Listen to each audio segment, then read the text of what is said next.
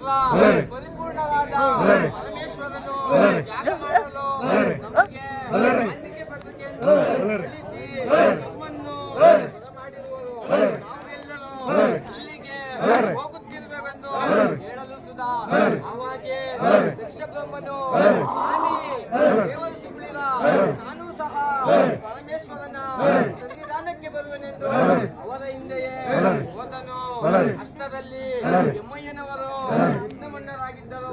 ನಾನು ಬಂದಿದ್ದಕ್ಕಾಗಿ ಮರ್ಯಾದೆಗಳಿಲ್ಲ, ಬಹುಮಾನಗಳಿಲ್ಲ. ಈ ನೀಚ ಪರಮೇಶ್ವರನ ಸನ್ನಿಧಾನಕ್ಕೆ ನಾನು ಬರಬಹುದೇ?